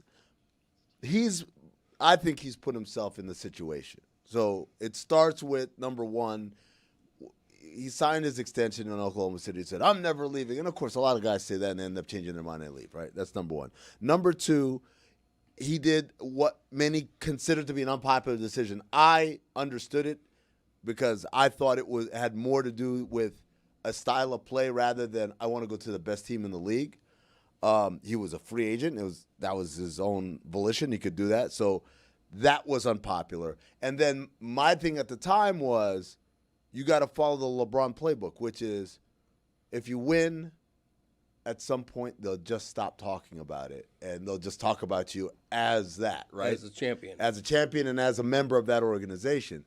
But Durant won, and obviously the first blowback is like, oh, my God, see, da-da-da. Like, and instead of him just saying, whatever, I'll just keep winning, and you guys are just going to have to get used to it, he was, like, responding back and, like, defending himself. And I said, all you did there was you put gas on the fire because now they know they have a direct line to you. And so now they're going to continue to push your buttons, not the red one, and get that reaction out of you, knowing that they can get reactions. And Durant's thing is like, well, why can't I use the internet like everyone else? I'm like, buddy. You're not everyone else. That's it. I'm like, that's so these are the reasons why it just continues and it escalates as opposed to like what LeBron did that first year. He was like, I'm a villain or whatever, and then they lost. And then the next year, he kind of like let that go and played and won and just kind of like, yeah, whatever. And at some point, people stop being mad about him going to Miami. People don't even think about the vitriol of the decision anymore the way they did in that first year afterward. Well, sometimes you got to embrace being the villain, right? I mean, the big three Heat did that. They did it for a year. LeBron also said he didn't enjoy it. Yeah, they changed their Steve Martin. They did it, and then they realized that's not us. We just have to be the fun-loving guys. I mean, C.J. McCollum shot down the whole villain angle right quick this series with the Knicks. Amin has refused to answer my question, so I'm going to let Jeremy ask a similar question that I hope will get an answer. Go ahead. Who's more likely to be on their team come next year, Kevin Durant or LeBron James? Good question. So I have a theory that these playoffs, Greg said the number one storyline is LeBron, and I agree with you. It's a big deal. But also, I think that this, because I know how billionaires think when they, especially new owners, they're very impressed by everything that happens. So I could see a scenario where this whole season they're like, look, we don't need this LeBron character. We got Luka. We got Austin Reeves. LeBron. Hey, you can come back if he'll play for minimum, or some very disrespectful kind of thing of like, we don't need you. And then those guys get hurt and LeBron turns back into LeBron and like, oh, what do we have here? Maybe we misjudged. And so I think this could have easily have been LeBron's last season as a Laker, but literally in a very Dumb and Dumber way. And totally redeem yourself. 3 games is all it took. He's back in. So the answer is Durant is less likely to return. Well, that question was who's more likely to return. So the answer is LeBron. Yes. So LeBron is more likely to return than Kevin Durant, meaning Kevin Durant is less likely to return, but maybe more likely than Ime Udoka. That's where we're left here? I think so. Yeah. What do you think? Yep. I think it's tough to trade what you did for Durant, Jalen Green, Dylan Brooks, who, by the way, is a winning player, Dylan Brooks. Everywhere he goes, the team is good, and everywhere he leaves, the team is less good. All right? Jalen Green, Dylan Brooks, and the first-round pick. That's a lot to give up on Durant after 1 year. Right. That's a lot. Like, yes, it's a little bit of cutting your nose off to spite your face, but still, the optics are horrible if you get rid of him after just 1 year. You want to talk about optics and billionaires, man? I know you guys talked about last week. We got to talk about this Portland dude, man. The owner of the Portland Trailblazers, there's a big story that came out in The Athletic of all these weird cost-cutting moves that he's been doing. Adam Silver defending it. But, like, stinks. That's always their defense. Their defense is like, you're not cheap if you spent $10 billion to buy a team. I'm like, no. That's not how it plays. I worked for a guy like that, right? At the time, he had paid the highest price for an NBA team in NBA history. The number of stories of this guy being ridiculously cheap. I'll give you one, Greg. Comes in, and he's like, so Mike D'Antoni only plays like 7 players in his rotation, 7 to 8 players. He was a short rotation kind of guy. And the owner says, well, if we're only going to play 7 to 8 guys, why do we have 13 guys on our roster? Like, did he want to have only the minimum of 8 guys? Uh-huh. Great. And so they explained to him, well, first of all, there's a rule. You have a minimum roster amount. Right. But it says, second of all, like, practice, you got to have 10 on 10, 5 on 5 in practice. You got to have 10. And he says, why can't the coaches just do it? Whoa. It's awesome. Greg, there's zillions of stories like this. We had when I was a video coordinator, all of our video, I mean, I'm talking about everything. It's like the Bible. It's more than that. It's like a chest of gold. It's all your video from the year, the season. Anytime the coach says, hey, what happened when we played against Chicago back in January? Pull up every single time we ran a pick and roll against Chicago. It's all cut up. We've got it. We were saving it on literal hard drives that we bought from Best Buy. Yeah. So, like, if anything happens to the hard drive, we had two. There was a backup. If anything happens, if someone spills a Coke on it because they were stacked on top of each other, it's a wrap. We lost everything. So, like, what do you need? We need a server. We need a server, and the stuff lives on the cloud, and now all our coaches and our players can access it. They don't need to wait for us to upload it onto their devices. Mm-hmm. Well, how much is that going to cost? Good server is going to cost you about 80, 90, 100 grand. Oh, my God. We didn't get it. We ended up not getting it. They would not spend $100,000. But Adam Silver will tell you, no, look what he paid for the team. He He's paid clearly not $400 million cheap. for a team. How could he be cheap? I mean, I would expect that from somebody in the UFL, in some Right. secondary league. He's not a billionaire. He's a guy who does have to watch his money. But when you've got $10 billion, why are you nickel and diming? Well, that's why, I was explaining to my wife the story about the Blazers owner, and, it was, all right, if you don't travel these guys and you make them check out of the hotel, over the course of the year, it's going to save about $1 million. Yeah. Well, it's like, I know, it's $1 million. I go, yeah, but this is the NBA. It's $1 million is nothing, and it's not. Look, on a road trip, there are people who are certainly non-essential. Sometimes you get marketing partnerships. They'll go on a trip and they'll take, hey, whatever. Xerox is a big sponsor. We're gonna take the guys from Xerox with us on the trip, and they'll stay at the team hotel, and we'll ride on the bus to the game and all that stuff. That happens. Those are the people you can say, all right, 12:30. Get your bags, get the hell up out of here, right? Because we're trying to save money on it. Mm-hmm. But when you talk about the masseuse, like essential staff, basically, the masseuse, the trainers, the video coordinators, they need to be able to do their job. You are impacting their ability to do their job. And this is the thing, I've seen it written in a bunch of places. I don't know, but Roy, you're a hockeyman. You're a hockeyman. I am a hockeyman. Definitely a hockeyman. You guys are all hockeymen. There's saying that in hockey, like word doesn't get around really well. What if something happens, to a team, it stays kind of in house. Whereas in the NBA, if something happens, I could see that. Yeah. Everyone knows. If you tell 100 people something, 70 of them will have told someone else. Mm-hmm. So especially things like that, because players love nothing more than to complain. They complain, oh my God, man, our guys are da-da-da-da. And so when people say, why don't players go to certain places? Why do they always struggle to get free agents? Or that's not a coincidence. A lot of times it's because guys have been talking, and they're like, I'm not going there. LaMarcus Aldridge, when he was a free agent, it's his fault.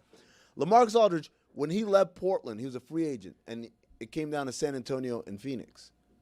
And I went on SportsCenter, and they asked me, well, where do you think he's going to go? And I said, well, let me put it to you this way. Let's say you're a great up-and-coming actor, and you have 2 movie offers. One of them is directed by Steven Spielberg. You use this analogy on ESPN. On ESPN. One of them is directed by Steven Spielberg, and the other one is directed by Steven Seagal. Which movie are you taking? And the Suns got so upset that you guys talking trash, and you'll see. And I'm like, guys, you think that you can give a good presentation and that's it? He's just going to go home and think about it?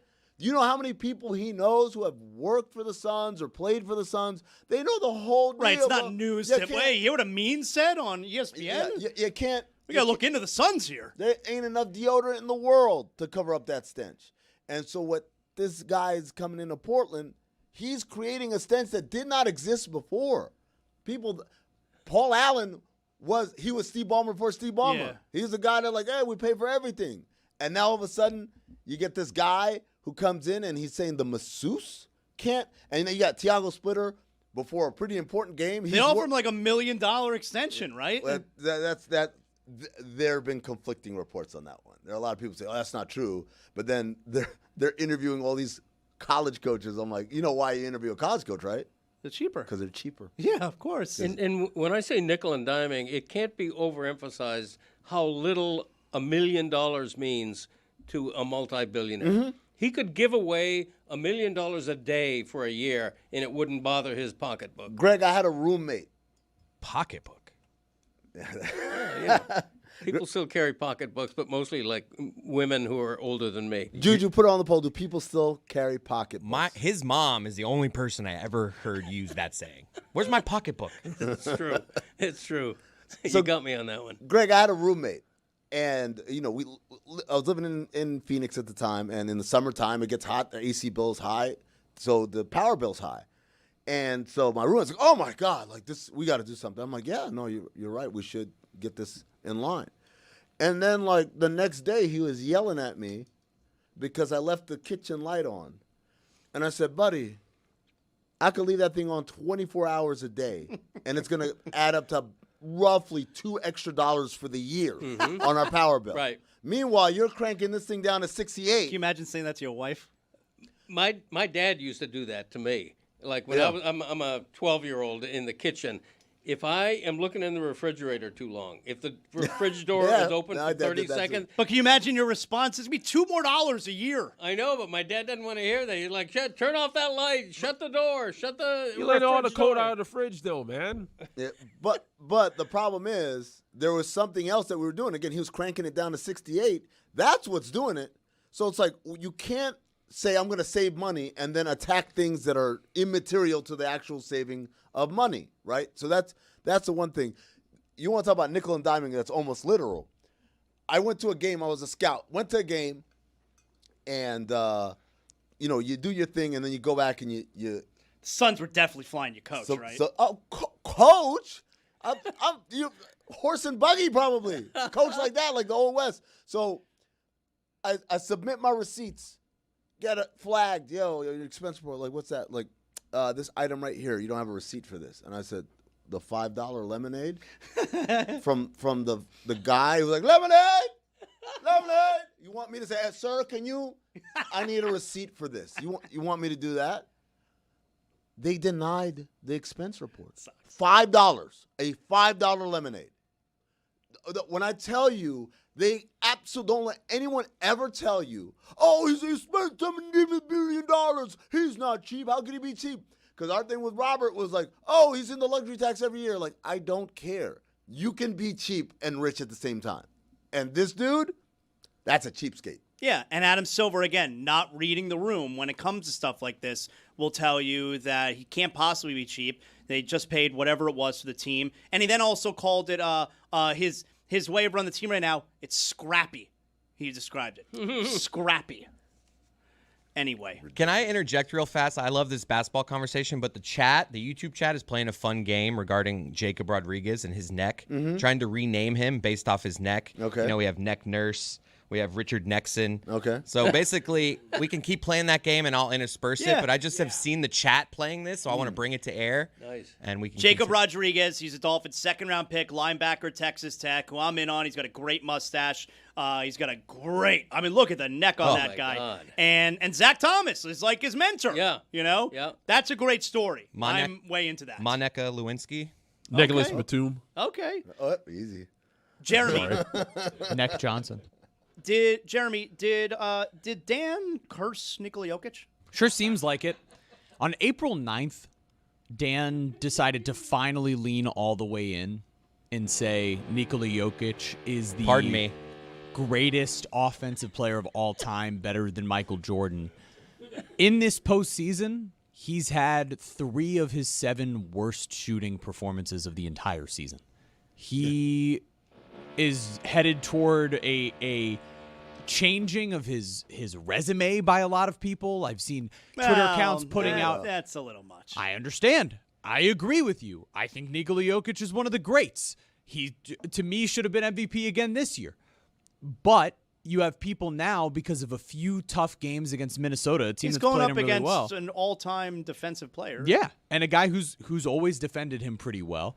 But if they go out in the first round, people are losing their minds, and it's because he's not having these efficient games that we're used to. He shot under 40% on 3 different occasions in the series, which is so the opposite of what he normally is.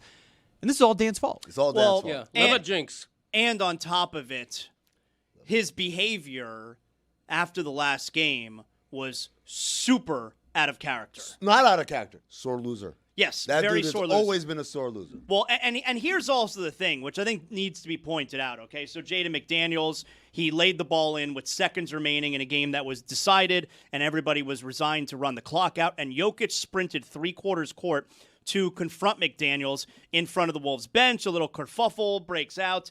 Randall, Jokic ejected. They both received large fines. Thankfully enough, no suspensions. And I will tell you, Jaden McDaniels is punking the Nuggets so hard this entire series. Yeah. It is an embarrassment what Jaden McDaniels has done to this Nuggets team.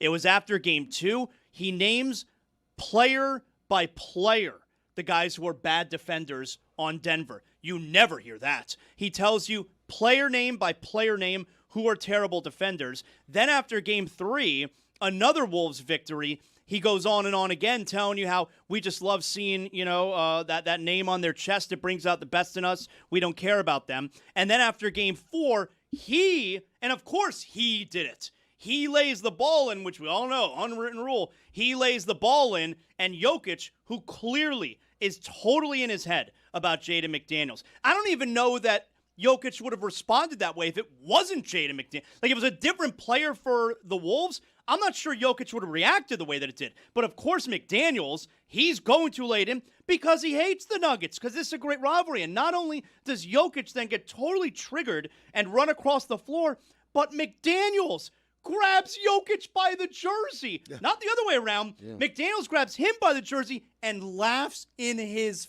face. He has punked this Nuggets team so hard this series. Jokic has, I don't have the exact stats in front of me, Jokic has about 50 technical fouls in his career. If I'm playing that team, if I'm playing Jokic, part of my whole strategy in defending him is to get in his head and make him get really angry, and you get a tee on him, and then he goes out of control, and that's the game plan on Jokic today. I'll tell you what the game plan is, Greg. Whoop his ass. That's what they did. They whooped their ass. And I'm trying to locate the Nuggets radio play-by-play because they lost their minds. They were mad at McDaniels.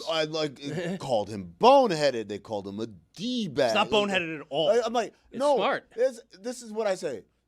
Years and years ago, do you guys remember when LeBron played on the Cavs the first time around, and whenever they'd be up big, they would play Rick Astley, Never Gonna Give You Up. Yeah. That was their victory cigar. Yeah. And Danny Green at the time wasn't even a rotation NBA player. He was just the guy that danced. That was his whole deal. He's at the end of the bench, we're up 20. Danny, get up. And Danny started dancing, and that was it, right? And I remember at the time, I'm working for the Suns and talking with scouts and other guys, and they're like, "Oh, I hate that. They're so unclassy." I'm like, "You don't like it? Don't lose. Don't let them whoop your ass." Then Jokic was angrier about that layup than he was losing the game. Where was the fight? Where was that fight in the second half when Ayo Dosunmu put his foot in your mouth? Right? Where was all this fight? Yeah, that's right. I've tried to find the most disrespectful thing that was also PG rated. You did it. But anyways, so now you want to fight? Now you're like, I'm going to sprint with now? no time left. Yeah, come on, man. Get out of here. McDaniel's been popping off the whole series, and the only time you show any kind of force and you're mad at him is when the game is over because he laid the ball up. The other part of this is people say, it's disrespectful. It's like, newsflash. He doesn't respect them. Yeah, damn right it's disrespectful. It's the playoffs and I hate you. That's the point. I don't like you. There's no part of this where I'm going to shake your hand afterward and we're going to have a beer. No, I don't want to hang out with you. We're not friends. We're not homies. Nickelodeon. The New York Knicks. Need more of that.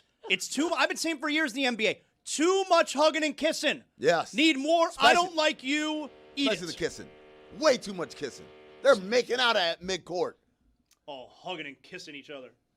That's right. I don't like you. And by the way, like this rivalry, it's not just because they played against each other 3 out of 4 last postseasons. There are also all sorts of people. Obviously, Tim Connolly, the president of the Timberwolves, he built the Nuggets. The reason why the Timberwolves do well against the Nuggets is because he literally constructed the bizarro Superman. It's why he traded for Gobert. Yeah, it's why everything they've done is with in mind that we've got to beat the best player in the world who plays in our division.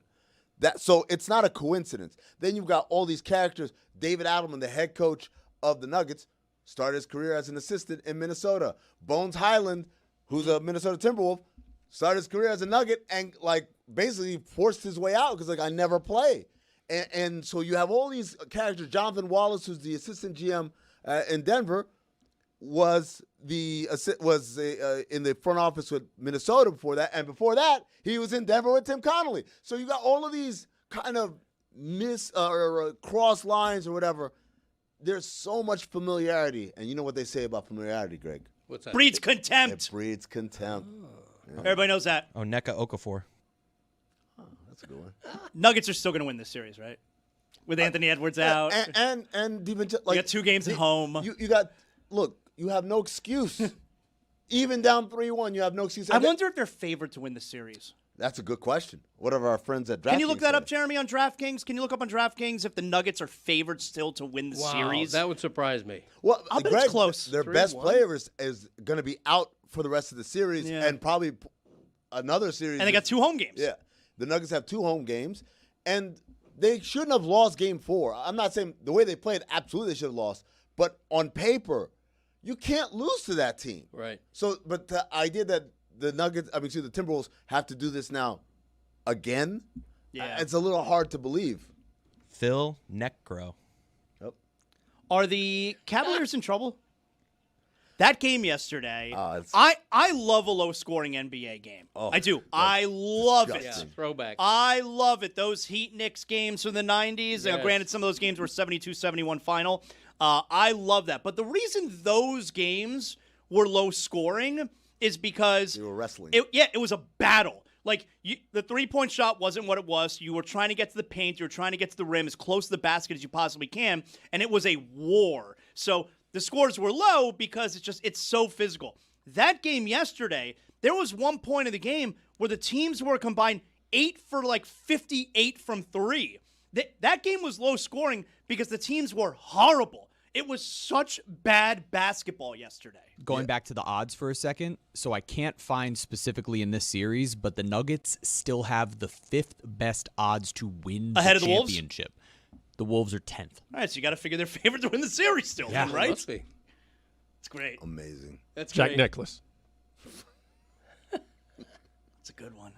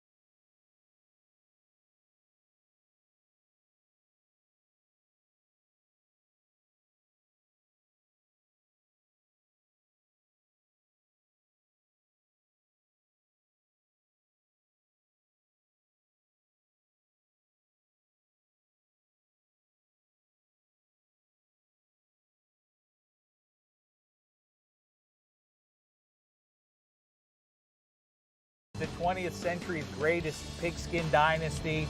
Acrisure used to be called Heinz Field. Heinz, so named because Heinz ketchup. Dave, is Pittsburgh considered Appalachia? It is. It is, in fact, the largest city in Appalachia. We don't want to get stuck in the Liberty Tubes. The Liberty Tubes, once you're on them, you can't get out of them. Look at the beautiful views.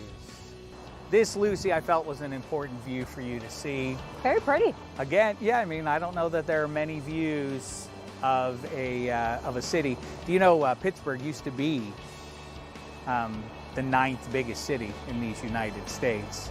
Were it not for the steel mills of Pittsburgh, which you can still see some off in the distance there, not functioning, but still there, an important part of the history of Pittsburgh in America, because without them forging the material that was used to make the tanks and the artillery that took down the Nazi scourge, you know, Mussolini. I will say this is our first off-roading with the Mussolini reference in it. Is that right? Not our last, for sure. I hope not our last.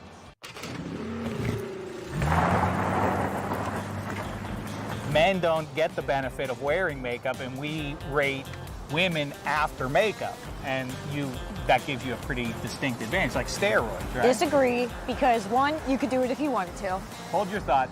I wanted you to see this. It's the greatest statue of an athlete in North America, and it's fitting because it's of the greatest athlete in North America, or at least in hockey history. That's, of course, Mario Lemieux. What makes it the best statue? Look at that. You don't think that's the best statue you've ever seen? How long do you think a thing like this takes? Great work, Bruce Wolf. You did it. The greatest statue.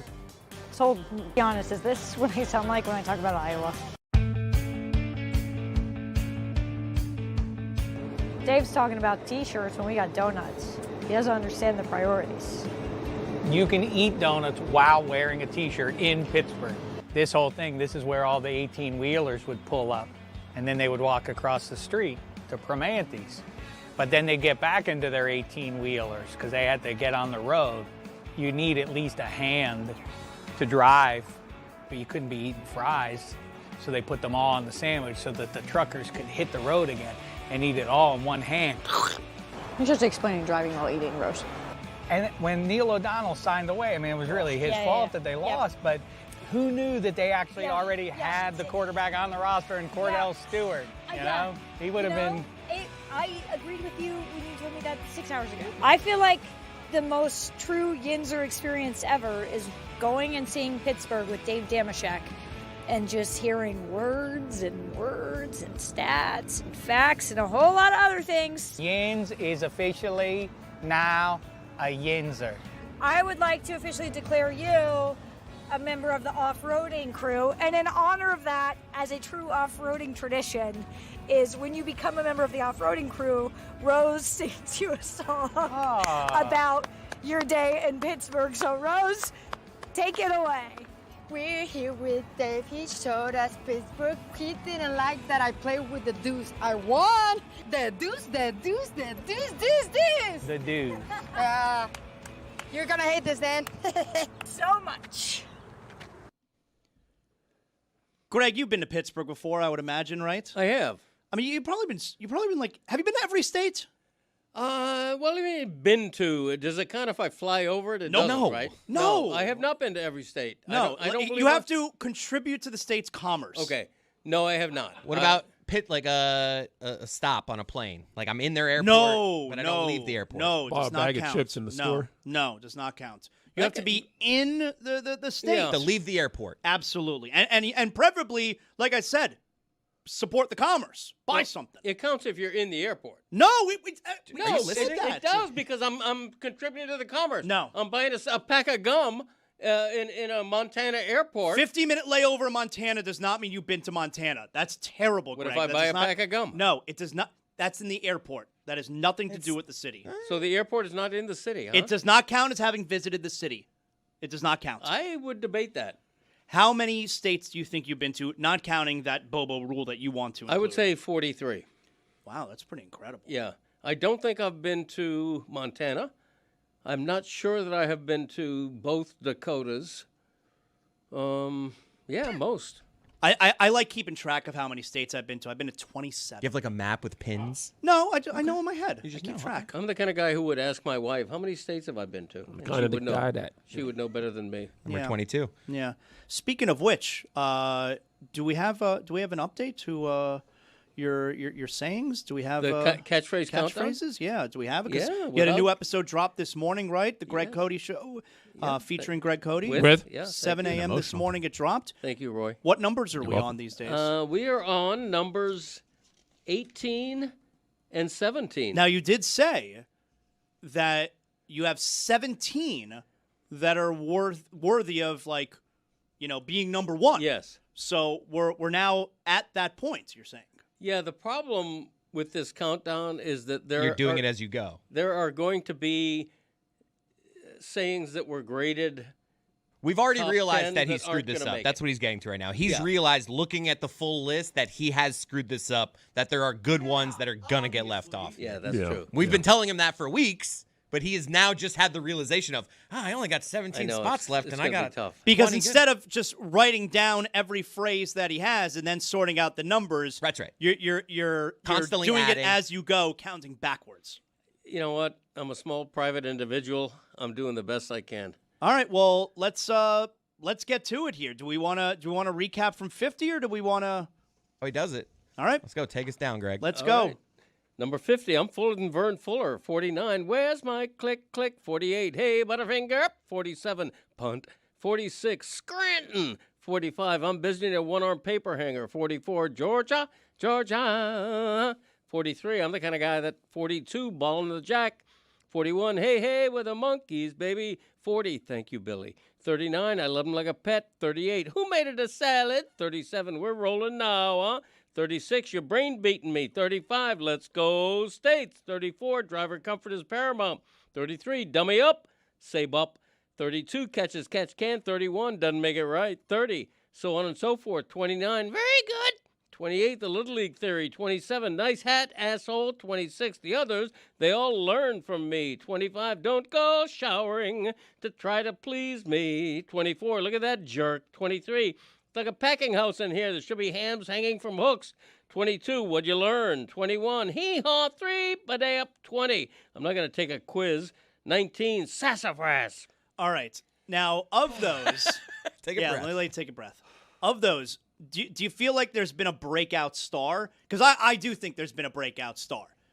Like, really? Do you think that? Well, for me, there's one clear. I mean, you might have the same as me. You can say yours first. I think Who Made It a Salad is clearly the breakout star. It is. I would say the breakout star is very good. Very good was well received. That's, And we've used like very good now. Like we use it at the high live fronton anytime there's a point. Like so that's up there. But I Right. think Who Made It a Salad? I don't know. I've been saying, don't go showering. That's Every other day now. Thank you. Juju, put it on the poll. Is Who Made It a Salad the breakout star? All right, so we're on number 18 here. Right. This is new, and then at 17 we get to the real heavy hitters. So let's go 18. Okay. Should we give them both, Christopher? Are you asking me? It's your show. Yeah, we're gonna do both, I think we should just do one. No, just do both. or both. All right. Number 18. What'd we break a window? Now, this is like a family one. This is not one he's really used on air a lot. This is anytime the check comes at a restaurant. Yeah. The bill shows up. Would we break a window? Right. That's just Oh, okay. It's just a Greg Codyism. I say it now. It's one of the things that I'm turning into my dad. I'm with my Right. family. The bill comes. Would we break a window? Right. I'm kind of proud of it, kind of ashamed, but it's a staple. Like that one had to be on this list. Do you make sure you say it within earshot of the waiter? Usually not. You know, it's my private shame that I'm cheap and I think everything is too expensive. Okay, all right. 17. Hello. Oh, the Wow. classic. Maybe he's right. Maybe we are the heavy hitters now. Said we got 17. That could all be number one. The Sweet 16 is ahead. It was made famous by his hello. Hello. Now, you tried to say on the pod, your pod this week, that there are different variations of the hello. Yeah. Sometimes it turns into a hello, Dolly. Okay. Sometimes it's just hello. Sometimes it's hello. Now, guys, before we move on from this, I have located the radio call that you guys were talking about, so we can get to that at some point if you guys want to. Nice. No, you know what? I want to hear it now then. So this is at the end of this was the fracas at the end of Game 4. Nuggets and Wolves. Wolves take a 3-1 lead. Jokic sprints the entire floor. So here is the Denver Nuggets radio call. Layup on the other. Jokic was pissed off that McDaniels shot a layup. Now he's getting into it with him. Everybody just let the game go. Yeah. Why? I'm not sure why McDaniels, the bonehead, made a layup because he hates with you. 1 second left. And Jokic runs all the way across the floor to get into it with him. And Julius Randle was going after, he had to be pulled out of the scrum. He was like going after Bruce Brown. Jay McDaniels, of course, classless, but he runs out. Joker just sent a message. Was trying to watch Bones get in there, see if there was anybody he wanted to go after. Well, just when you thought Jaden McDaniels couldn't be a bigger D-bag, he is now. Yeah. I didn't know you could say that on the radio. You can't. That's why I said D-bag. Oh. But Jokic sending a message, I think he got it backwards. I think McDaniels sent the message. He sent a lot of messages. He's been sending messages nonstop the whole series. Jokic is easy to dislike, but... You think so? Yeah, I think so.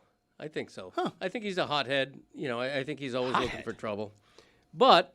The brothers don't help. It is a breach of sportsmanship to make a layup when you're way ahead with a second left. Is it not? Isn't part of what we love about the Stanley Cup playoffs is the teams clearly hate each other, and they are all willing to do whatever it takes to win. Mm-hmm. And we love that about the Stanley Cup playoffs. But what do they do after the game? That they shake hands like gentlemen. Yes. Mm-hmm. That's a big difference. Greg, look, for children, for even up to college, I think, yes, it's important that we enforce these kind of unspoken rules. Hey, if you're up, just dribble the clock out, whatever. These are pros, man. They get paid. And again, more than that. They don't like someone I don't like. Yeah. I want to be disrespectful. Yeah. That was the point. The point, it was like, I had no idea. I just thought I was going to, pad my stats. Yeah, the radio guy says, why would he do such a class thing? Because he hates you. He doesn't like you. Okay. Yeah. All right. And it's like, to me, I always draw the line dirty. You don't want to do dirty plays, right? Because guys could get hurt, and we're talking about people's careers, their livelihoods. But in terms of like disrespectful acts, like, ooh, he took a layup despite not running the clock out. I was like, dude, again, if you don't like it, just beat me, and then you won't have to worry about it.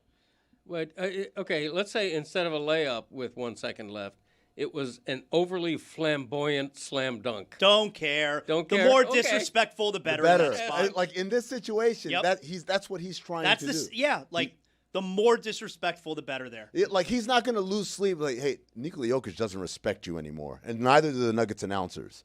Jay McDaniels is like, mission accomplished. Yep. Yep. He's been punking them the entire series. He's not going to turn around and ask for a letter of recommendation. Like, guys, I'm up for this big job. Put in the good word for me. You see the finish of the hockey last night, Greg? The Ducks. Now, when you say finish of the hockey, you mean like the end of the hockey or like from Finland hockey? No, the hockey game. Okay, so not Yeah, finish. yeah, not the actual country, the Got it. finish. The finish of the hockey last night. No, not the finish hockey. I watched a little of the Buffalo-Boston game mid-afternoon, but that's the only hockey I watched yesterday. So last night, the late game was Anaheim taking a 3-1 series lead over the Oilers. And can you imagine, like, the Oilers now on the brink? 2 straight years the Oilers lose in the Stanley Cup final and all the McDavid conversation. And then this past offseason, McDavid signs that small extension, which is like, all right, I'm giving you a small window. And can you imagine now they're about to get bounced out of the first round of the playoffs by the Ducks? Well, he's clearly hurt, isn't he? I'm not saying that McDavid's doing anything wrong. I'm just saying, like, it was a conversation about McDavid leaving Edmonton after they lost in the Stanley Cup final back-to-back years. Now they're about to lose in the first round. So that's going to be ratcheted up now. I saw McDavid hasn't had, and he might be hurt, but he hasn't had a positive plus-minus in a playoff game since, like, Dallas Game 4 last Right, it's been season. 11 games. It's these 4 games, and it's the 6 games against the Panthers last year, and then the last game against Dallas. The last 11 games. But look at this, Amin. So they're in overtime. The game's tied at 3, and that puck right there, which... Where's the puck? Good question. good question. The puck looks like it's across the line here. Sure does. I know how circles work. That's across the line. You know what I thought? I thought it was like a rollerblade. I know. That's what it It looks a little bit like a rollerblade. That's right. He's missing the Where are the roller. other wheels? So the puck looks like it might be over the red line, but you cannot tell for sure because Tristan Jarry, the Edmonton goalie, his skate is covering the top of the puck. So odds are the puck is over the line. It has but to be completely over the line. Yeah, completely. That is. And what was the call here? The call on the ice was that it was a goal, which is kind of crazy because, Roy, correct me if I'm wrong, the referee who called it a goal, he was like up against the boards, all right? There's none of them no was in position. Not one way of them. that he can actually see that. And that makes a difference because if that puck was called, if it was called no goal on the ice, and then they go to the replay, I don't know if they then call it a goal. But they called it a goal on the ice, and they then called it a goal after the replay, and now Edmonton's down 3-1. There should be a math way of doing this, though, right? If you maybe not real time for them, but if we throw that image back up, yeah, there you go. You can draw the line, like we know where the line is over here on this side of the skate and this side of the skate. We can draw the line through it. You got that telestrator? And then right here,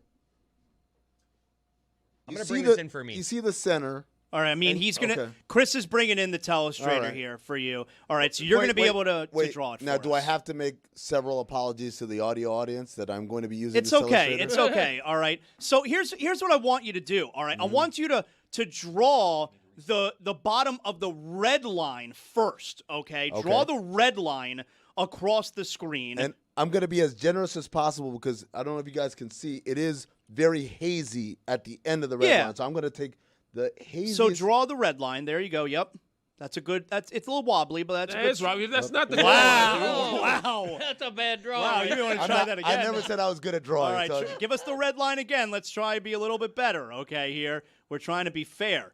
And we're gonna determine if we believe that the puck is completely over the red line because it's being covered by the skates. I'm not going to lie. I thought this was 1,000% a goal until Amin has started Right. doing this. Amin's drawing the red line for us, and now I'm not so sure this is a goal. Well, he's below the red line, though.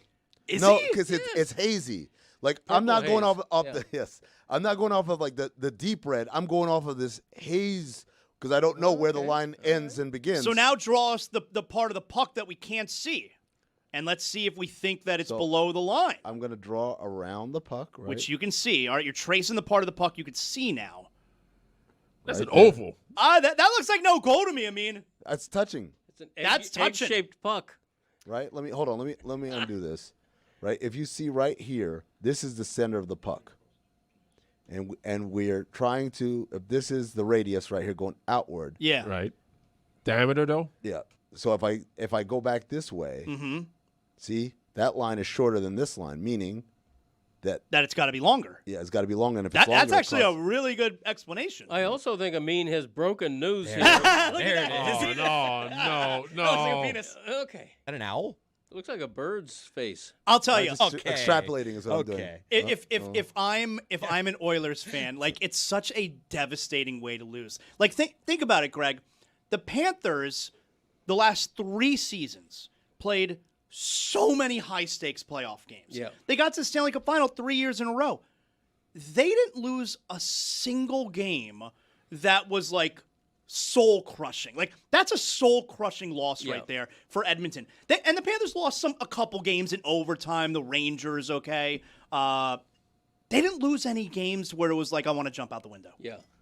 Yeah. And how did that happen? In 3 years, we weren't crushed like that. I take no satisfaction, meaning I take a lot of satisfaction in knowing that my coining McDavid as McOverrated, he has done very little in the past couple of years to refute that. If you're McDavid, you got to win a Stanley Cup. You can't go out in the first round of the playoffs. I know he's only one man. I know he's a great player, but he's going to be judged for what he didn't do if his career continues like this. I love it.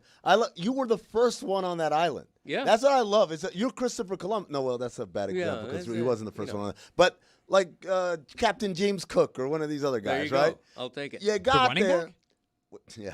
You got there. There's nobody. It was uninhabited. You planted his flag. Planted your flag, and everyone said, That guy's crazy. You think you're going to make a living out there? And next thing you know, it's the hottest new vacation property. Everyone wants to go there. Greg's Island. Yes, that's right. Greg's Island. Greg's Island, baby. It's becoming populated, but not overly populated. There aren't many people with me on that yet. They'll get there. They'll get there.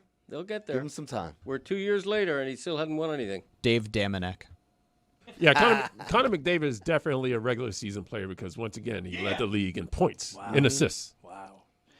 So I know Greg brought it up earlier that it'd be fun if the Sabres win a championship before the Bills. And it's important to point out that the one game this series that the Sabres have lost, Josh Allen was like the special guest before the game. That was the only game that they've lost so far. But I want you to take a look at this, speaking of the Bills. So this is in like round, I don't know, it's like round 4 over the weekend, round 4 or round 5. And it's one of those deals where the team... Are you saying like the 4th round, or are you saying around 4, around 5 o'clock? No, 4th round. Got fourth it. round. Okay, I got to be sure. All right, I'm not trying to confuse And we're not talking anybody. about Finnish hockey either. Nope. Yeah. But this is one of those deals where like the team sends out a fan or something, you know, to announce the pick. It's late in the draft. No, this is actually second round.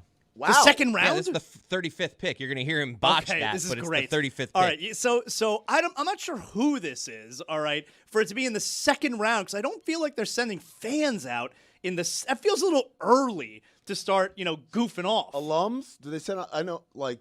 This is Shane. This is former Bills O lineman Shane Conlon. Oh, okay. So who he's used a to be Bills bigger, alum. And now he's like one of those guys got a little smaller Great. offensive lineman. Yeah, all they right. all shrink. You got to listen to this announcement.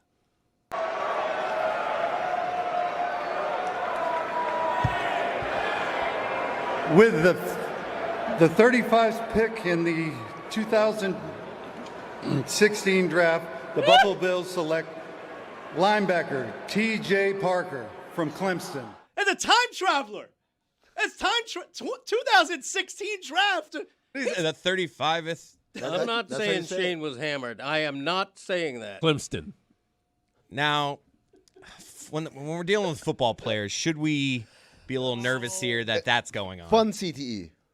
We've coined the term. It's fun CTE. Can we hear it again? The 35th pick. And of course, like I said, he might be a time traveler. It could be. Let's hear it.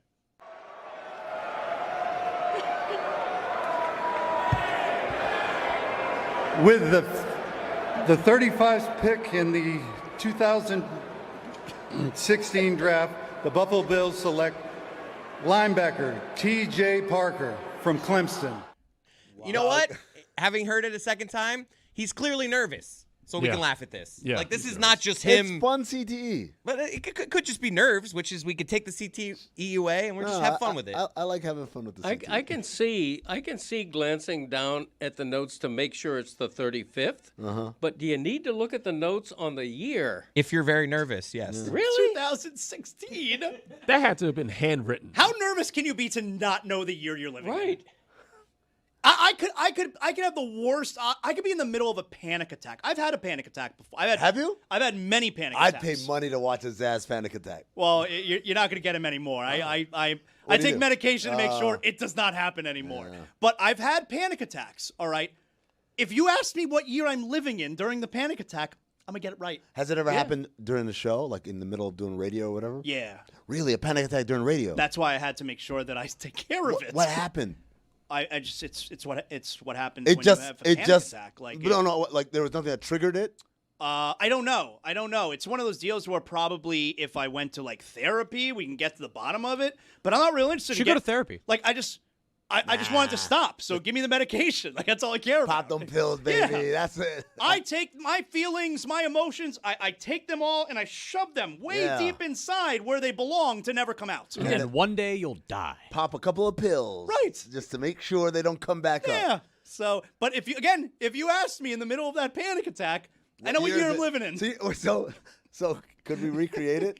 Yeah. All right. What is it? It's 46 ahead of the hour, and got the NFL draft and all the other stuff coming up. And hey, Zaz, you okay over there? Yeah, like I would lose my train of thought. Like we're recreating it. Oh, well, I mean, that is not a good recreation. Recreating it's going to be really boring. Like I'm not going to be able to talk. Yeah, that's what I want. Here, do it with me. All right. It's 47 ahead of the hour, and we got the NBA playoffs going on. And Jeremy, That's your radio voice? Yeah, that's my radio voice. Right Mike here. Greenman back better than ever. Every Sunday, 10 a.m. to 1 p.m. Eastern, right on SiriusXM NBA Radio, channel 86 in the car, or on the SiriusXM app.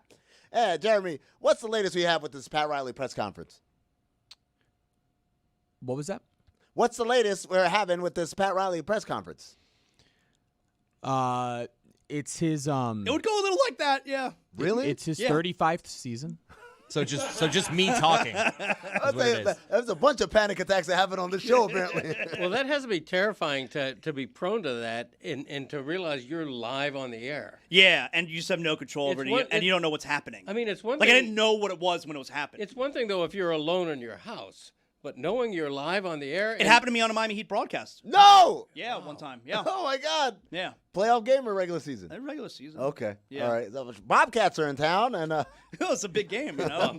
Bobcats. Gerald Wallace, Steven Jackson really been doing things. And hey, Zaz, what's the latest with LeBron's hamstring? Yeah, like I was able to push through it, but it was like I need to get out of here. No, that's tough. We're having fun with this, but I'm glad you're over that. That's He's that not. sounds He just takes frightening. pills. Yeah, I just shut the pills way deep.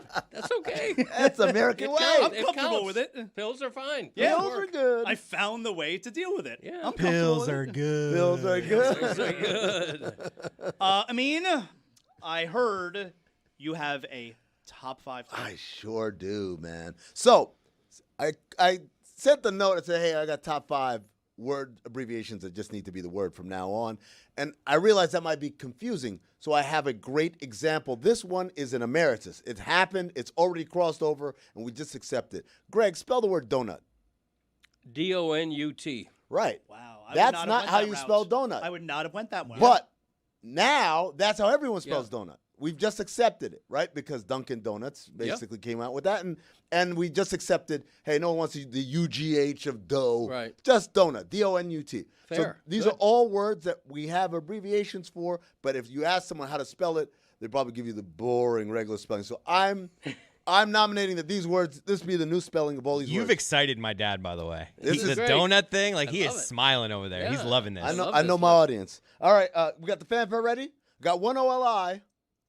The word season should be spelled S-Z-N. Season. Say it. Pronounce S-Z-N. Season. Nah, I'm into this. Season. No vowels. No vowels. Season. I don't have to write But not the seasons like when we're talking about spring, summer, no. fall, winter, specifically in seasons. sports. Sports season. I like that. Yep. Not like salt and pepper.